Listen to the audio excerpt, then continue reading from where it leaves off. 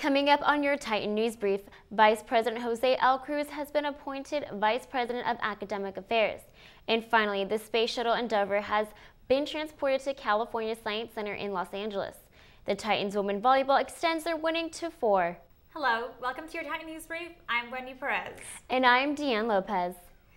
Cal State Fullerton receives a fresh new face as Jose L. Cruz has been appointed Vice President of Academic Affairs.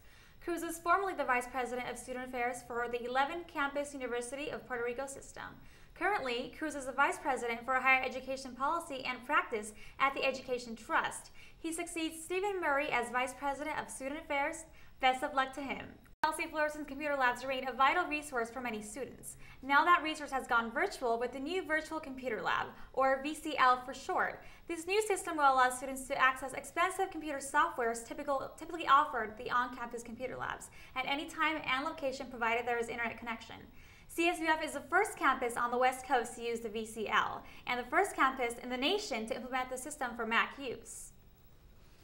After a 3-day and 12-mile journey, Space Shuttle Endeavour accomplished its final mission. The 85-ton shuttle was retired by NASA early Sunday morning at the California Science Center after logging 25 flight missions. Despite the 16-hour delay, the crowds of thousands of people remained patient and watched as history was being made. Luckily, no arrests were made, according to the Los Angeles Police Department. The California Science Center estimates the bill for transporting Endeavour from LAX to be around $10 million, which will be covered by donations. 42-year-old Felix Baumgartner, also known as a human missile, was the first person in free fall to break the speed of sound. Baumgartner dived from 128,000 feet above the Earth, breaking a 52-year-old record set by Air Force test pilot Joe Kittinger in 1960. In just 30 seconds, Baumgartner preliminary speed topped at 833 miles per hour. Here's a short clip.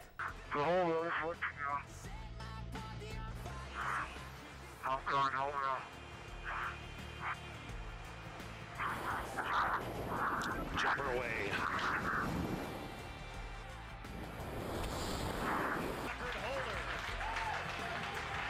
Authorities are investigating the death of a man who was struck by several cars after jumping from an overpass onto the 405 freeway in Westminster. Police were called to the scene about 11:30 p.m. Saturday after someone reported a body on the south side of the freeway near the Ettinger Avenue overpass.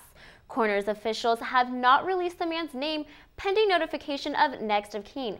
Westminster Police Sergeant Kevin McCormick said the man apparently jumped from the north side of the Ettinger overpass between Nguyen Street and Beach Boulevard. Police suspect no foul play and are investigating the death as a suicide. McCormick said all but one lane of the freeway was closed before the road reopened about 1 a.m. Sunday.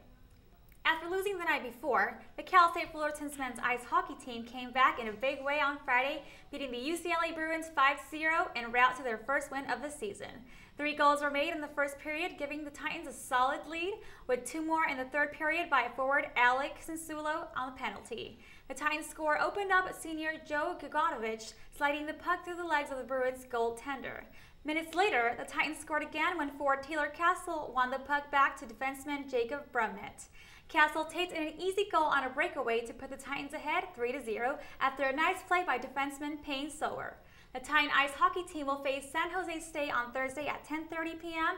at the KHS Ice Arena. Cal State Fullerton's women's volleyball team defeated the USC Irvine Anteaters on Thursday at Titan Gym. They were down 2-1 after the third set, but the Titans came back to win in dramatic fashion. The Titans trailed early in the set 5-6 and took the lead 9-13. The crowd exploded after Kaylee Tabata made an incredible diving save. The Titans won the first set 25-19. The second set was filled with drama and amazing plays. The Anteaters grabbed some momentum, but the rally seemed to end with a point for the Anteaters as they dominated through the duration of the set. The Titans started the third set struggling after falling behind 10-17. A serving error by Nito gave the Anteaters a set 22-25, overpassing low sets and missing open kills slowed the Titans down in the third set. Momentum was clearly on the Anteaters' side. Down 13-19, the Titans stormed back by another rally led by Nito. After 2 kills and a service ace by Nito, the Titans were able to take the fourth set 26-24. The fifth set went back and forth until Tafida, the Titans' shortest player on this court, changed the momentum of the game with a solo block. Titans won the set 15-11 and the game 3-2. Actor Alfonso Ribeiro wed love Angela Unkrich in Los Angeles on Saturday. 41-year-old Ribeiro, who played Cousin Carlton on The Fresh Prince of Bel-Air, exchanged vows with his love, 31, at a bash attended by his Fresh Prince co-stars, including Will Smith, who served as a groomsman, alongside singer Joey Fatone and baseball star David Justice. Gary Collins, a familiar TV figure throughout the 80s as both an actor and show host, died early Saturday. He was 74. Mr. Collins died of natural causes. Brian Switzer, the Harrison County 42 deputy coroner, said he became best known as the host of syndicated Hour magazine, for which he won an Emmy in 1983, as well as the home show. Russell Crowe and his wife Danielle Spencer have reportedly separated after 9 years of marriage, according to US Weekly. The couple met 22 years ago and married back in 2003 on his farm in Australia. They have 2 children together, Charles 8 and Tennyson 6. According to various reports, the split was amicable and Danielle is currently living in Australia with their children, while Russell is busy filming Noah in New York. Well, that's unfortunate to hear for that family. I hope everything goes smoothly. Yeah.